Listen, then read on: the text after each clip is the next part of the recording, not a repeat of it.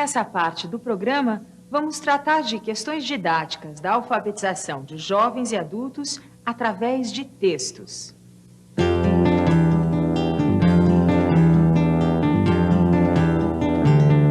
As exigências que a sociedade faz em relação à escrita hoje em dia são tantas que nós temos que começar a pensar na educação de adultos como um processo de aculturação no mundo da escrita.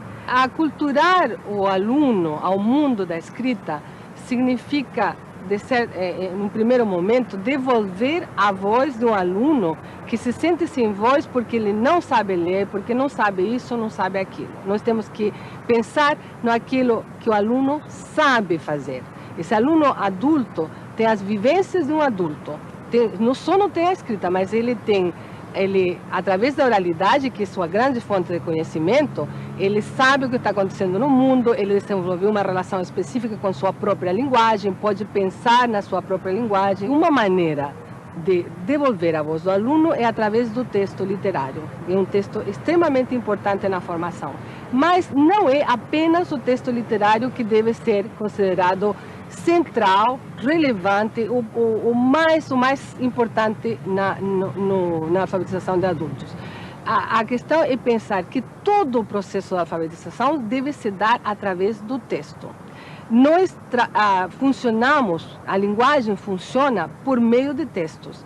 A gente não fala palavras, nós falamos, a gente chama esses textos de enunciados, e com esses nós tentamos modificar o outro, convencer o outro, modificar o mundo de alguma maneira. Não é através da sílaba ou da letra que fazemos isso, mas através do texto que construímos com a palavra do outro.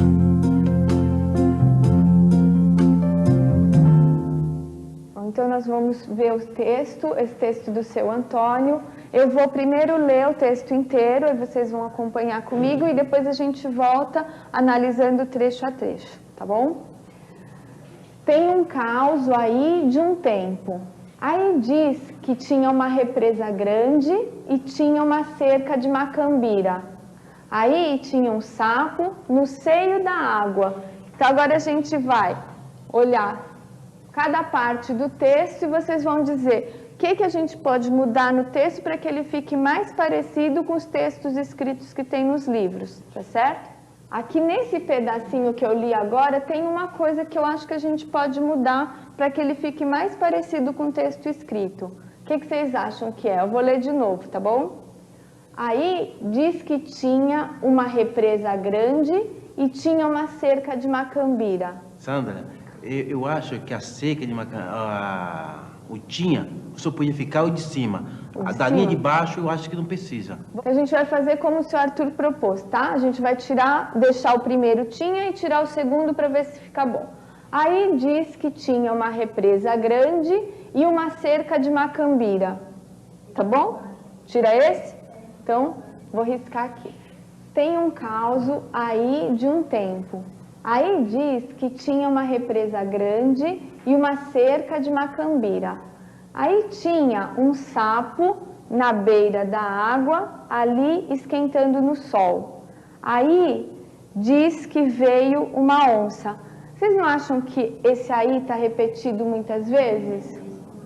Né? Vocês acham que precisa desse aí? Eu acho que esse de baixo, i de baixo já podia cortar. Fala, dona Delvita. Não, porque tem muito, tem bastante. Tem muito? Tem. Tem um caos aí de um tempo. Diz que tinha uma represa grande e uma cerca de macambira. Tá bom? Só tirando, tá bom? Tá bom. Tá? Então, aí tinha um sapo na beira da água, ali esquentando no sol. O que vocês acham esse aí aqui? Eu acho, professora, que nessa parte aí, ele está falando, aí tinha um sapo. Quer dizer que ele está apontando que aí tinha um sapo. Todo mundo concorda que esse aí está dizendo que é onde está o sapo? Fala, dona Maria. Eu concordo. O que o senhor acha, seu Adeildo? Que esse aí está mostrando o lugar que o sapo está? Eu acho que não precisa. Não precisa? Ele não está indicando o lugar. Não está indicando o lugar? É isso mesmo. Aqui, esse aí não está indicando o lugar, porque a gente já não está falando que ele está na beira da água. Então, ó, eu vou tirar para ver como fica. Ó. Tinha um sapo na beira da água, ali esquentando no sol. Essa aula começou com os alunos contando histórias, contando causos. Ela foi gravada e depois eu transcrevi essas histórias que os alunos contaram para o papel e a gente está dando um tratamento escrito às histórias orais. A ideia é que os alunos percebam a diferença entre uma história que se conta e uma história que se escreve. Eu vou lendo para os alunos vão indicando as partes que devem ser melhoradas, o que deve ser retirado, o que faz parte da língua oral e não da língua escrita, e a gente vai fazendo essas mudanças.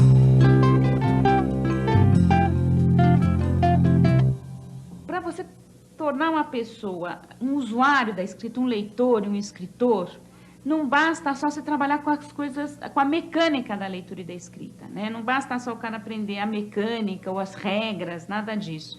Ele precisa conviver com as práticas de leitura e escrita. A pessoa, para passar a usar a leitura e escrita, para aprender, para continuar aprendendo ao longo da vida, ela precisa de ser um leitor bem proficiente, bem autônomo. Por exemplo, a leitura do jornal. Se o sujeito não está mobilizado, não está interessado em saber o que está acontecendo no mundo, ele não vai ler o jornal, por mais bem que ele saiba decodificar as letras, né? Então, a escola tem não só que ensinar, então, essa coisa de como é que junta as letras e quais são as regras, etc., mas fazer que esse sujeito abra os olhos para coisas e para práticas nas quais a leitura escrita vai fazer sentido. Então, o caso do jornal é bem típico. Se esse sujeito não tiver interesse em saber o que está acontecendo no seu mundo, não sabe o que é o ACM, o que é o apagão, por que está acontecendo isso, a culpa é de quem, ele não vai ler o jornal.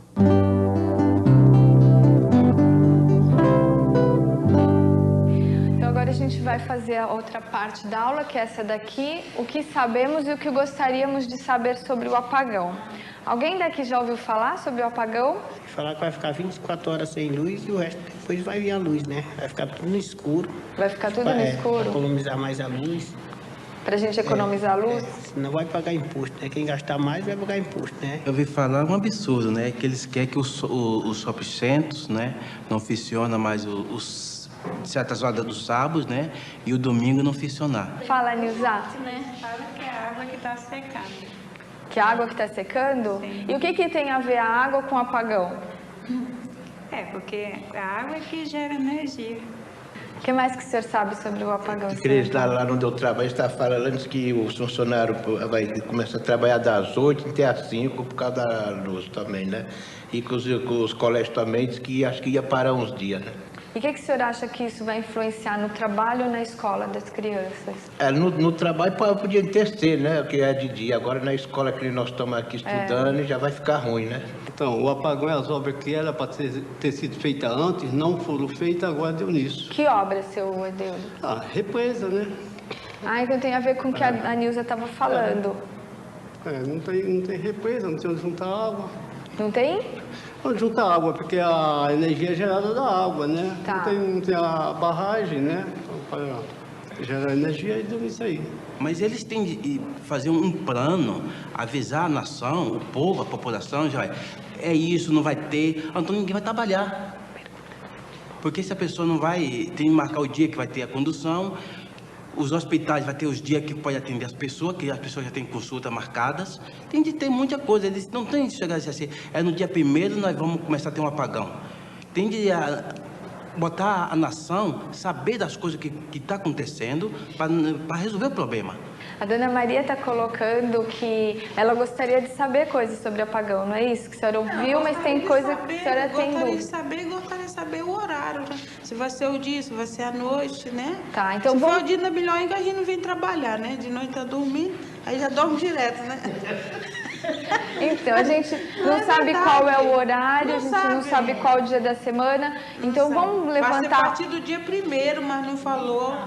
Ninguém sabe, não tem nada resolvido ainda. Tá, então vamos levantar o que a gente gostaria de saber. Então, A Dona Maria e a Jane estão falando que gostaria de saber qual é o dia da semana, qual é o horário, o que mais que vocês gostariam de saber sobre o apagão? Será que São Paulo cresceu tanto, nosso Brasil cresceu tanto assim, que da agora que deu de vir faltar luz assim desse jeito? Aí, eu queria saber se na casa dele se vai ficar sem luz, né? Dele Porque quem?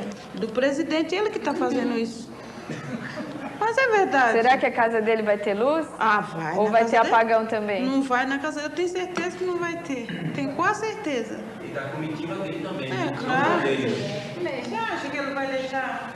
Isso aí, quem vai sofrer com isso tudo somos nós. A atividade que a gente iniciou hoje sobre o apagão, que parte também de notícias do jornal, ela vai ter uma continuidade. Hoje o que a gente fez foi levantar o que os alunos sabem, porque eles sabem muitas coisas, eles têm muitas informações sobre os temas que estão correntes na atualidade, que são polêmicos e que são veiculados pela mídia. A ideia desse levantamento é fazer esse mapeamento do que eles sabem, do que eles gostariam de saber e também para a gente poder trazer outras coisas que eles não sabem, mas que é interessante que eles aprendam sobre o tema.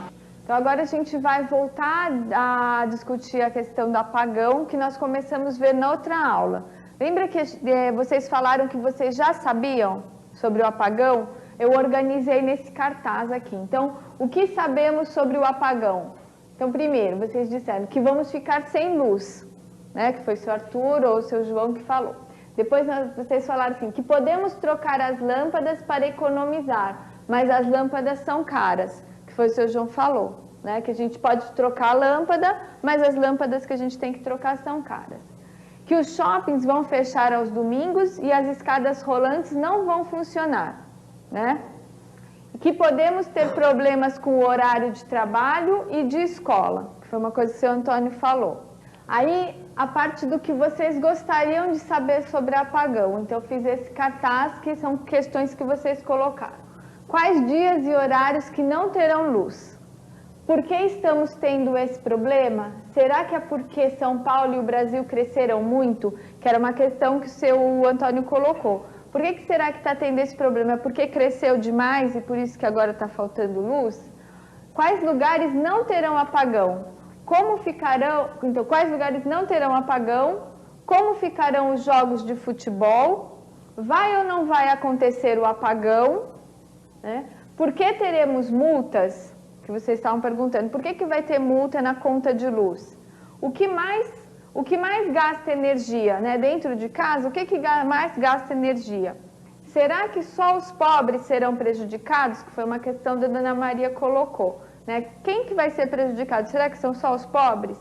Quanto precisamos economizar? Né? Então, para que a gente tenha saber mais sobre o apagão, vocês colocaram essas questões. Então, para a aula de hoje, eu organizei vários textos que falam sobre o apagão e sobre o racionamento de energia, e a gente montou esse varal. Em duplas, vocês vão escolher uma notícia de jornal, um texto aqui, que tem tanto notícia de jornal como textos que eu peguei na internet sobre o que fala sobre o racionamento, sobre o apagão. Vocês vão fazer em duplas, vocês vão escolher aqui para a gente responder a essas coisas que nós gostaríamos de saber. Tá ok? Então, Dona Maria faz o trio ali, tá bom? Faz em 3 ali, tá bom? O que foi? Esse daqui tem tomate. O pagamento, pagar conta, o ministro Pedro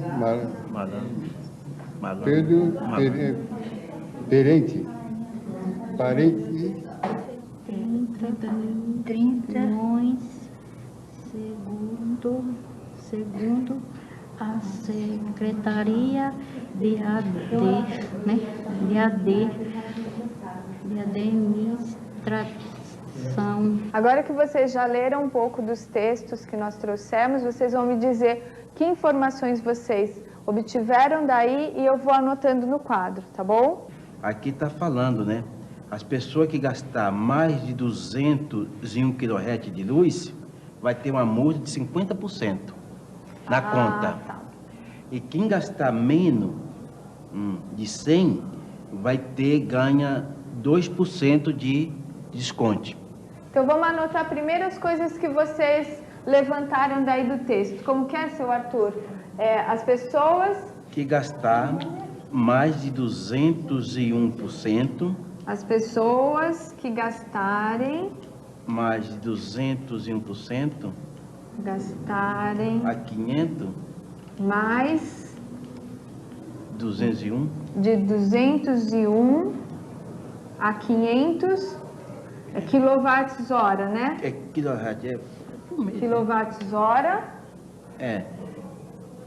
E tem uma multa de 50%. Pagarão, é isso? Pagarão. Multa de quanto? 50%. De 50%? Então, hoje nós vamos fazer o texto do Você Sabia Que. Nós estudamos sobre o apagão e o racionamento de energia, não foi? E aí a gente disse que ia fazer um texto para colocar no Jornal Mural sobre coisas que a gente descobriu sobre o apagão e o racionamento de energia, e a gente ia escrever num texto do Você Sabia Que. Primeiro vocês vão escrever no caderno, na dupla, discutindo o que vocês vão escrever e como, e depois vocês vão lá e vão passar para a lousa. Aí a outra dupla vai discutir com vocês de como é que estava escrito, se tem que melhorar ou não. Tudo bem?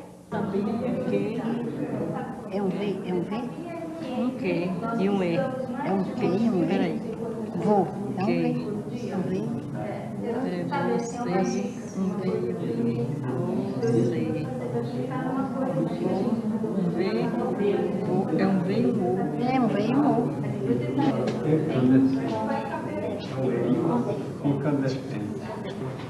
M-S.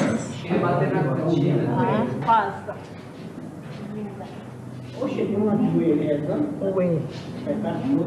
Vem por aqui.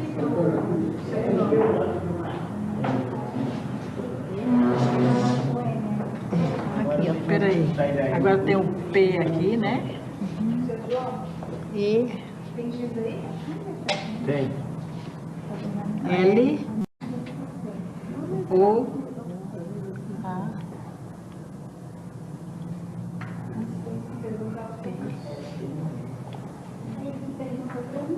Outro. Peraí. Aí tem. Peraí, eu coloquei dois A, tá errado aqui. O, res, pom, sa, ve, pelo, a, pa, gan, peraí, N. Ó, devia ser O, né? O, nós, gon, ve, no. O responsável por apagar é o nosso governo. Então, agora que vocês colocaram, a gente vai fazer assim. A dupla que escreveu vai chegar na lousa e a outra dupla que vai analisar vai ficar do lado, e aí vocês vão discutindo o que vocês mudariam, o que não mudaria, e quem muda é a dupla que escreveu, tá certo? O apagão está certo, né? O nosso governo era o responsável pelo... Você não pagou isso aqui para cá? Pagão? Exatamente. A dona Delvita viu uma coisa. Fala, pode falar, dona Delvita. Não. Aqui tinha o P, mas aqui não era essa letra. Tem que ver o A aqui, né? Era um A. Para falar pagão. Era assim. Tá trocada a letra. Mas lê até onde eles estão lendo aqui.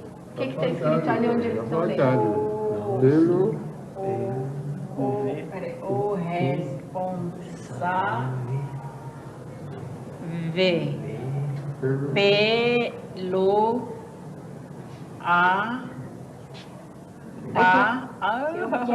tem um P aqui, né?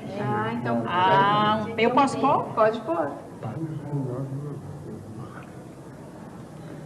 Lê agora como ficou. O responsável.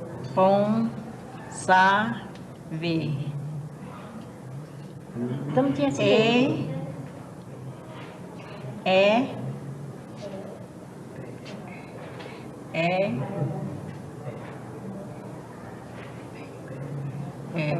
Pelo, ó, era um pelo apagão. Nosso governo.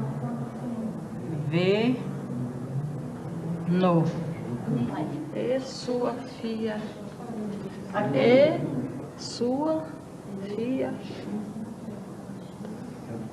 Não. Tava, não. Tá.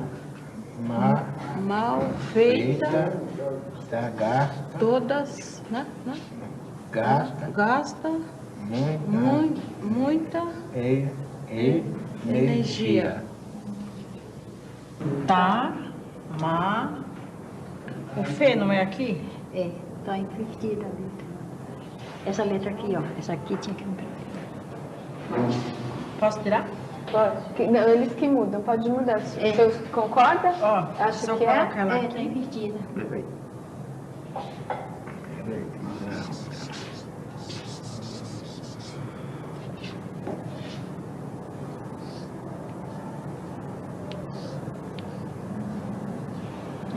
Eu tô achando que o H tá errado aí. O H não é o nome do homem? Pra dar o nome do homem? Não é essa letra, não. Acho que é essa letra aqui. Gasta é um G. Não é um G? Não é? É um G. Ou é um G? É um gato. Não é um G de gato? É um G de gato, né? Eu acho que é um G de gato. Tem que tirar não é um essa H. aqui e pôr o G de gato. Esse G aqui. Escreve, São Antônio, pra ver se dá certo. Se não der, você bota o H mesmo. Mas vai, não fecha. Vai só ter assim e volta. Pegou minha mão. Essa aí? Lê agora pra ver o que vocês acham.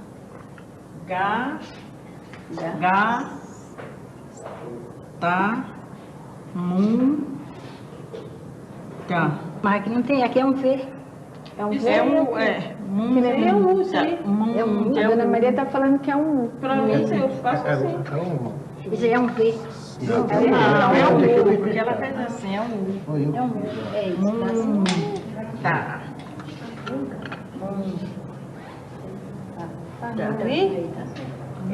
Dona Maria está falando com Dona Maria, acho que falta um I aí. O jornal, a gente observa também que é um suporte, é um tipo de material escrito que está bem disseminado e, às vezes,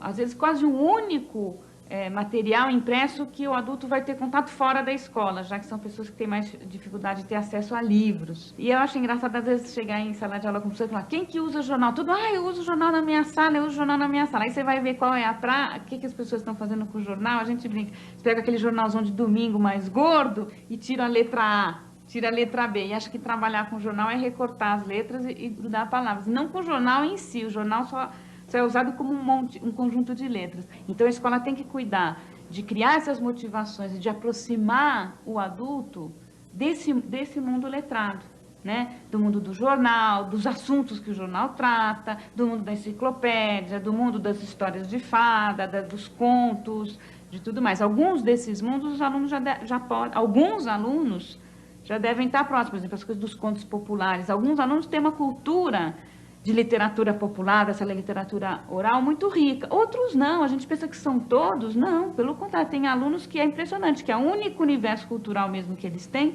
essa coisa de televisão mais empobrecedora, né? Então, tem muitos universos culturais que a gente tem que abrir para esse aluno, para a leitura escrita, para aquela mecânicazinha que ele está aprendendo, fazer um sentido cultural. Sim, senhores, vi meu pai, minha mãe, meu irmão tenente, os negros, tudo miudinho, do tamanho de caroço de milho. É verdade, baixando a vista, percebi o coração, as tripas, o bofe, nem sei o que mais. Assombrei-me, estaria malucando? Enquanto enxergava o interior do corpo, via também o que estava fora, as catingueiras, os mandacarus, o céu e a moita de espinhos. Esse livro foi escolhido por vários motivos. Primeiro porque a maioria dos alunos, aliás, todos os alunos da sala são migrantes do Nordeste. e tem uma fala que é uma fala diferenciada e eles se sentem muitas vezes discriminados por essa fala que é diferente da cidade de São Paulo.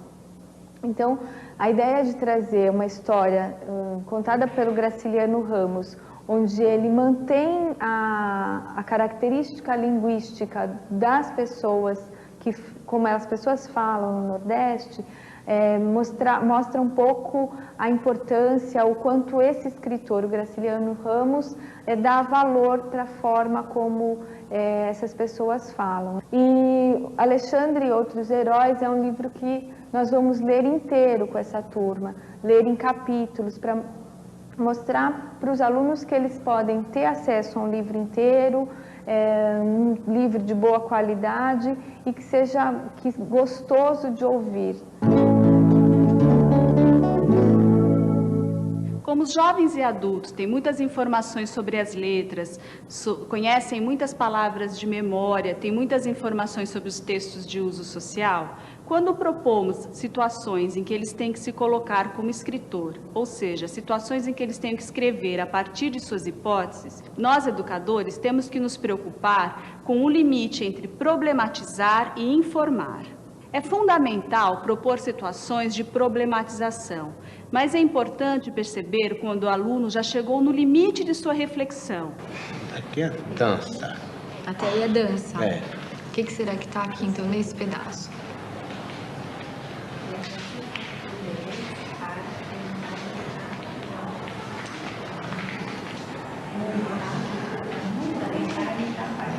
Agora, essa aqui eu não vou saber, não. Não? Então, aqui é dança, até aqui é dançando. Ama. Os que amam. O que mais? São sem conta. O que o senhor acha que tem que ter, seu João? Que ama. Os que amam são sem conta. Uma. É o N, né? Então, agora você escreve. É o N, né? Não? Ou S. O senhor acha que tem alguma letra ou não tem mais? Acho que não, né? Não? Eu tô em dúvida. Tá em dúvida? Por que o senhor está em dúvida? Qual a dúvida que o senhor tem? Os que amam, o senhor acha que tem mais uma letra aí? Uhum. Tem um M aqui no final. Porque assim, ó, tá ama. Assim fica amam. O seu João estava certo, faltava uma letra. Sim, quer dizer isso aqui, professora? Isso aqui nós não vamos Quilowatt-hora. É como? Quilowatt-hora. É uma sigla. É um K. E essa letrinha aqui? Um W E um H. Um H. E aí ele, igual quilograma. Não tem quando a gente pesa as coisas, não é quilograma? Não, um K e um G? Sim. Então, isso daqui o quilograma é para medir massa. E esse daqui é para medir energia. É quilowatt-hora. Como a gente mede o uso de energia. Isso. Compreender o limite entre o problematizar e o informar exige o bom senso do professor. Isso, na verdade, está relacionado a ter que perceber que o aluno já pensou bastante sobre aquilo e que ele não tem mais de onde tirar aquela informação. Nesse momento, cabe ao professor informar. Essa é uma preocupação um pouco maior com os jovens e adultos. Não que isso não seja fundamental com as crianças, também é. Quando a criança chega no limite da sua reflexão, é importante que o professor informe ou contribua com uma informação que possibilite ele chegar ao mais próximo do correto. Mas com os jovens e adultos isso é muito mais fundamental, porque eles não se satisfazem com qualquer tipo de escrita. Essa intervenção tem que ser mais pontual e mais localizada. Não estou querendo dizer com isso que temos que corrigir todas as escritas dos adultos. O que estou querendo dizer é que precisamos perceber quando ele está necessitando de uma informação que pode ser dada pelo professor. O professor tem que estar ciente que esse aluno teve uma relação difícil com a escola e começar a pensar como fazer com que esse aluno comece a se relacionar com a escrita de uma maneira mais tranquila. É um trabalho, de certa maneira, o processo da aculturação do adulto através da escrita é um trabalho político, um trabalho em que nós temos que decidir, desta vez, de uma vez por todas, eu, professor, vou tomar as rédeas do processo e o aluno vai conseguir saber ler e escrever. Yo quisiera terminar esta presentación, esta fala con vocês, leyendo algunos trozos de lo que dije en México en 1997, en un homenaje a Paulo Freire, muy poco después de su muerte. Algunas cosas que dije son las siguientes. Quiero rendir mi homenaje a un hombre que fue coherente toda su vida, a alguien que nunca escribió para transmitir cansancio, pesimismo o abatimiento, a un luchador incansable, a un luchador que buscaba el diálogo y quizás por eso concedió tantas entrevistas durante su intensa existencia. En una de las entrevistas que dio en enero de 1996, la persona que lo entrevista le pregunta: entonces, Paulo, ¿usted está a favor del diálogo y al mismo tiempo a favor de la lucha? Y Paulo responde: sí. Algunos han pensado que por defender el diálogo yo negaba el conflicto. No, yo jamás negué el conflicto. El conflicto está allí y es fundamental en el proceso de desarrollo, en el proceso histórico. La lucha me hace, la lucha me constituye, la lucha me forma. Ella es pedagógica. Y termina diciendo, solo que como la lucha es histórica, las formas de luchar también cambian. Otro momento en que lo escuché llamar nuevamente a la lucha. Dijo: yo creo que no hay nada sin osadía. Una dosis de insensatez es absolutamente fundamental en una pedagogía da indignación, que es la pedagogía que he venido defendiendo en este país bajo otros nombres. Entonces, pedagogía da indignación, en el 87, ¿no era acaso pedagogía do oprimido en el 70, da liberación, da concientización, da esperanza en 1992, da autonomía en 1996? Quizás todos esos nombres designan lo mismo, en una visión esencialmente dialéctica del acto educativo, porque la indignación va de la mano con la esperanza y con la necesidad de una utopía. La persona le pregunta: Paulo, ¿tú aún sueñas? Y Paulo responde: sí, sueño, eu sonho, no mínimo, con que não seja possível dizer que não é possível soñar. Y eso lo dijo a los 74 años. Creo que ese mensaje de lucha, ese mensaje de la necesidad de enfrentar el discurso economicista de la imposibilidad, es cada día más necesario, más difícil de construir, pero la globalización presentada como único sistema posible impide pensar, y contra eso estaba Paulo, estoy yo, y espero que estén varios de ustedes.